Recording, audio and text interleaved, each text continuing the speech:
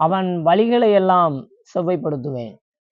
ஆண்டவராய் இயேசு கிறிஸ்து சொல்லுகிறார், வேதனையோடு, கண்ணீரோடு, கஷ்டங்களோடு, கவலைகளோடு யாரெல்லாம் இருக்கமோ என்னையும் சேர்த்தான், நம்முடைய வழிகளை எல்லாம் அவர் செவ்வைப்படுத்துவான்னு சொல்லல. ஏற்கனவே நமக்கு வழி இருக்கு, அப்படித்தானே? செவ்வைப்படுத்தணும். இப்ப நம்ம ஒரு ரோட்ல போறோம்னா, புதுசா ரோடு போட்டாம வேகமா போக முடியும். வேகம்னா அதுக்கு 60 கிலோமீட்டர் 50 கிலோமீட்டர்லாம் கிடையாது. 10, 20, 30 போகலாம். ஒரு பள்ளம் மேடு அப்படியே மெதுவா அப்படி அழகா போயிட்டு அப்படி அழகா வர்றது ரோடு. இப்ப ஆண்டவர் சொல்றாரு, உனக்கு நான் வழியை ஏற்படுத்திட்டேன், பூமி முழுவதும் சுதந்திரித்துக் கொள்வதற்கான வழியை ஏற்படுத்திட்டேன், இப்ப நான் அதை செவ்வைப்படுத்துவேன். அந்த வழியை எப்படி செவ்வைப்படுத்த போறாராம் அப்படின்னு பாத்தீங்கன்னா, அவரு அதே ஏசாயா 46ஆம் அதிகாரம் 13ஆம் வசனத்துல சொல்லுகிறார், அவன் என் நகரத்தை கட்டி சிறை போன யாவரையும், சிறையிருப்புக்குள் இருக்கிற எல்லாரையும் அவன் கிரயம் மிஞ்சி பரிதானமும் மிஞ்சி விடுதலையாக்குவான்.